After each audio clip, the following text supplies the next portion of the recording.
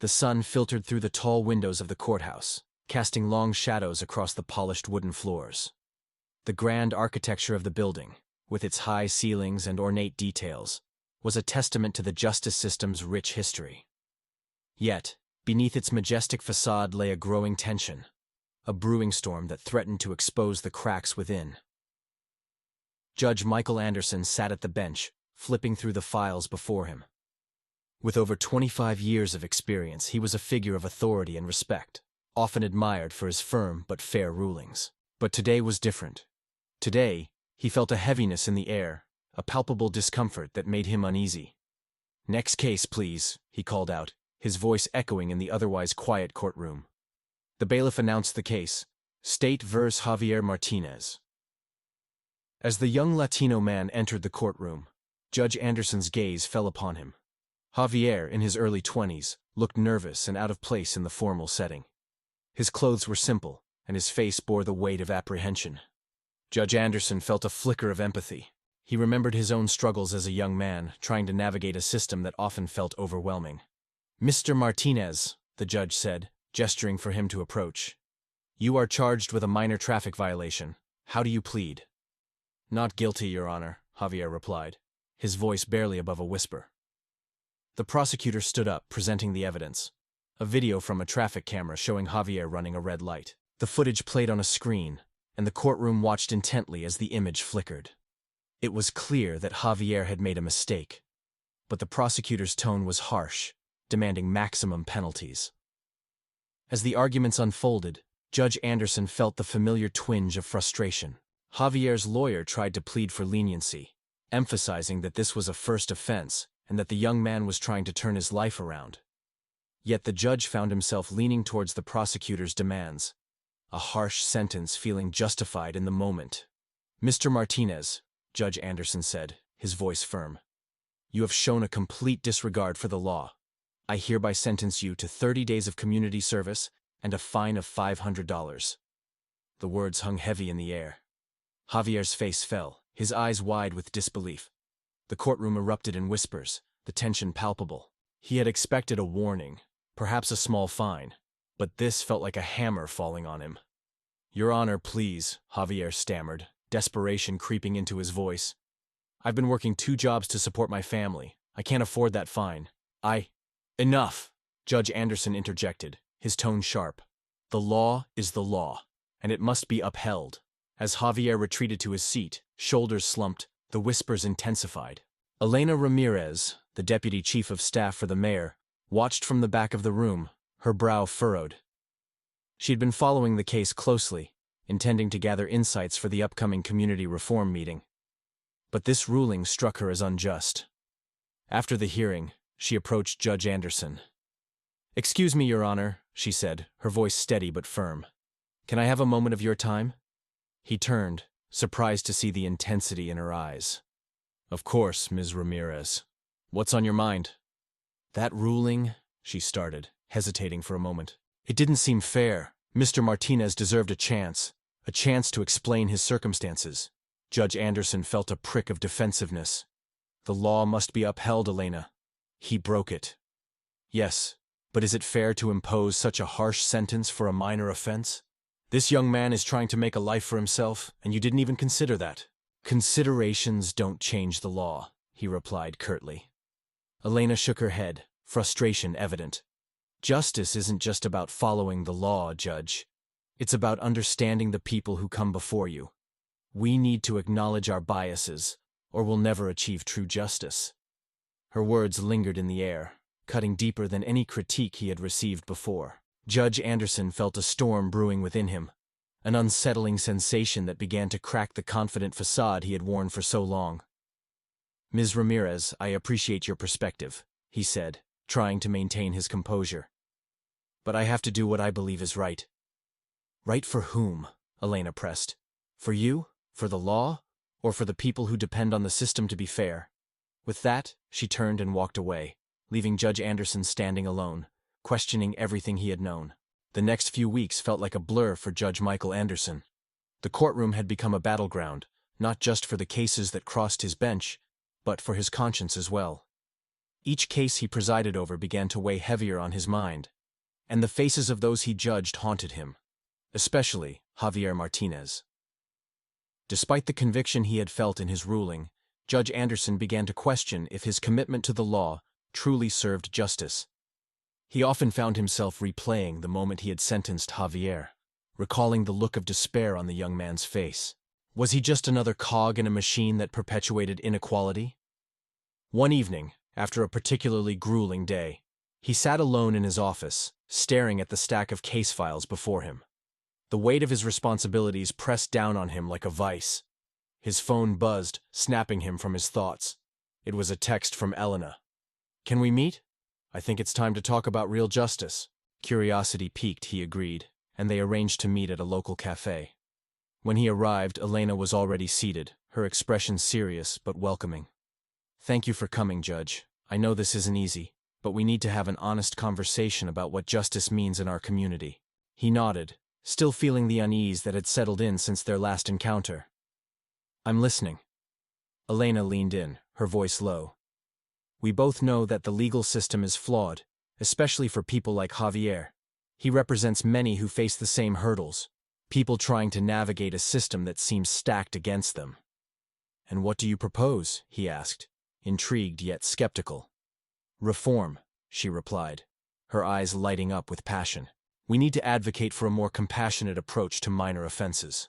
Community service and fines can be effective, but only if they're fair and consider a person's situation." Judge Anderson sighed, feeling the weight of the world on his shoulders. "I understand that, but there are consequences for breaking the law. If I don't enforce them, what message does that send?" "A message of understanding," she countered. "A message that we recognize the humanity in each case, that we can uphold the law while also showing mercy. It's about rehabilitation, not punishment." The more they talked, the more Judge Anderson found himself drawn to Elena's vision. He had always prided himself on being fair and just, but in his pursuit of the law, he had overlooked the deeper implications of his decisions. As they discussed various cases, Elena shared stories of individuals whose lives had been forever altered by minor offenses, often because they lacked the resources to defend themselves adequately. Judge Anderson listened intently, feeling a growing urgency to reconsider how he approached his role. Days turned into weeks, and as the next court date for Javier approached, Judge Anderson felt a surge of determination. He could not let the young man's story end with the sentence he had imposed. He knew he had the power to amend his judgment, and he was resolved to do so. When the day finally arrived, the courtroom was filled with anticipation. Javier sat at the defendant's table, looking anxious yet hopeful. His lawyer whispered words of encouragement, but the young man could not shake the feeling of dread that had followed him since the ruling. Judge Anderson entered, the gavel striking the sound block with authority. "Court is now in session," he announced, taking his seat. He glanced at Javier, who met his gaze with wide, questioning eyes. "Mr. Martinez," he began, the weight of his words feeling heavier than before. "I've called you back today for a reconsideration of your sentence." The courtroom fell silent, all eyes on the judge. Javier's heart raced, uncertainty flooding his mind. "After reflecting on your case and the circumstances surrounding it, I've come to realize that my previous ruling was too harsh. I understand that this violation does not reflect your character or your intentions." Gasps echoed throughout the room, and Javier's lawyer looked stunned. "I'm amending your sentence to a warning and reducing the fine to $200. Additionally, I encourage you to participate in community programs that focus on education and support, which will aid you in your future endeavors." Javier blinked, disbelief washing over him. "Thank you, Your Honor," he exclaimed, tears brimming in his eyes. "Remember, Mr. Martinez, this is an opportunity. I urge you to take it seriously," Judge Anderson replied, his voice steady. As the gavel struck again, signaling the end of the proceedings, Judge Anderson felt a wave of relief wash over him. It was a small step, but it was a step toward something greater, a recognition of the humanity in the law. After court, Elena approached him, a wide smile on her face. "You did the right thing, Judge. It takes courage to admit when you've made a mistake." "I couldn't have," "I couldn't have done it without your encouragement," he replied, gratitude spilling from his words. "I'm beginning to understand that justice is not just about the law, it's about the people affected by it." Elena's eyes sparkled with hope. "This is just the beginning. We need more judges like you. Judges who are willing to listen and learn. We can make real change happen." As they walked out of the courthouse together, the sun shining brightly above, Judge Anderson felt a sense of purpose rekindle within him. This was the path he wanted to follow, one that embraced justice, compassion, and understanding. The sun rose over the city, casting golden rays that illuminated the streets and buildings. Judge Michael Anderson stood at the window of his office, contemplating the changes that had begun to take shape in his life and the lives of those in his courtroom. The amendments to Javier Martinez's case had stirred something deep within him, a realization that justice could be a living, breathing entity that thrived on empathy and understanding. After the successful amendment, Judge Anderson dedicated himself to community outreach, seeking to bridge the gap between the legal system and the public it served. He partnered with Elena and several local organizations focused on social justice. Together, they organized workshops aimed at educating citizens about their rights and the intricacies of the legal system. Judge Anderson found himself energized as he interacted with the community. He attended events, spoke at schools, and held town hall meetings, each time driven by the desire to create a system that valued rehabilitation over retribution. He wanted people to know that the law could protect them while still recognizing their humanity. One day, as he was preparing for a community meeting, he received a phone call from Javier's lawyer. "Judge Anderson, I have great news," she said, her voice brimming with excitement. "Javier has completed his community service and has been accepted into a vocational training program. He's doing really well." "That's wonderful to hear," Judge Anderson replied, a smile spreading across his face. He felt a sense of pride, knowing that his decision had positively impacted Javier's life. As the weeks turned into months, more individuals began to come forward, sharing their stories and advocating for changes within the legal system. The ripple effect of Javier's case encouraged others to speak up, creating a movement that drew attention to the need for reform. Judge Anderson watched in awe as the community rallied together, driven by hope and the promise of a more equitable future. However, not everyone was pleased with the changes. Some of his colleagues in the judiciary expressed their disapproval of his newfound approach, criticizing him for being soft on crime.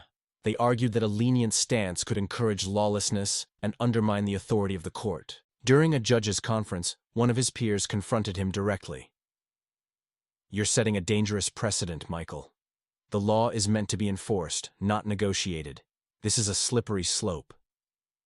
Judge Anderson listened, taking a deep breath. "I understand your concerns, but I believe we can enforce the law while also promoting understanding and rehabilitation. Justice should not be a weapon. It should be a path to healing." The conversation did little to sway his colleagues, but Judge Anderson remained steadfast in his beliefs. He was determined to lead by example, showing that the law could evolve alongside society. As the community movement gained momentum, the local media began to take notice. Reporters approached him for interviews, curious about the shifts happening in the courtroom. Judge Anderson seized the opportunity to advocate for his vision of justice, sharing stories of individuals who had benefited from second chances. One evening, as he was wrapping up a meeting, he received an email that changed everything. It was an invitation to speak at a national conference on criminal justice reform. They had heard of his work and wanted him to share his experiences and insights. Excitement and apprehension coursed through him. This was a chance to take the message further, to reach a wider audience and inspire change on a larger scale. He immediately accepted the invitation, knowing that this was a pivotal moment in his journey. The day of the conference arrived, and Judge Anderson stood before a diverse audience of legal professionals, activists, and community leaders. The atmosphere was charged with anticipation as he took the stage. "Good afternoon, everyone," he began, feeling the weight of their collective gaze. "Today, I want to talk about justice, not just as a concept, but as a living entity that has the power to uplift and heal our communities."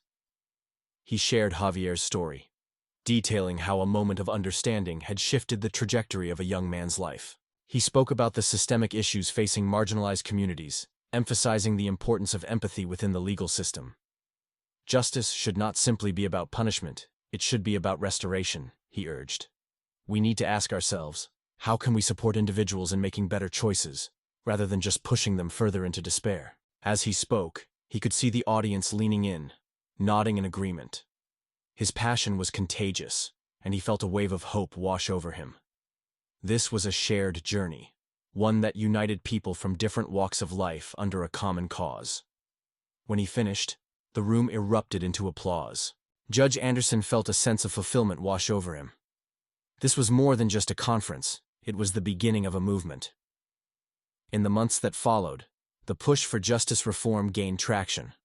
Judge Anderson collaborated with lawmakers to propose changes to sentencing guidelines for nonviolent offenses.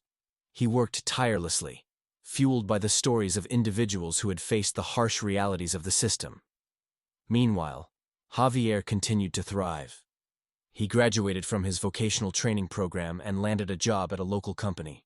He often visited the courthouse to share his progress with Judge Anderson, who felt an overwhelming sense of pride each time they met. One afternoon, Javier approached Judge Anderson after court. "Your Honor, I just wanted to say thank you.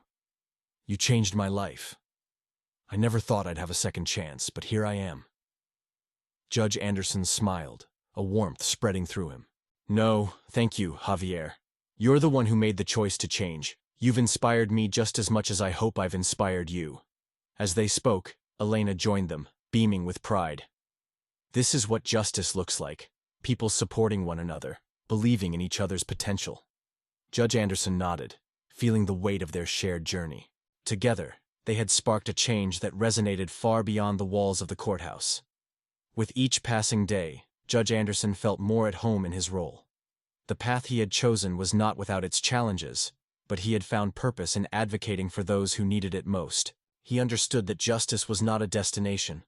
It was a continuous journey, one filled with lessons, growth, and the unwavering belief in humanity. As he looked toward the future, he knew that together they would continue to fight for a justice system that valued compassion, understanding, and second chances, a legacy that would empower generations to come. And with that conviction, Judge Michael Anderson embraced the horizon before him, ready to walk the path of justice with courage and integrity.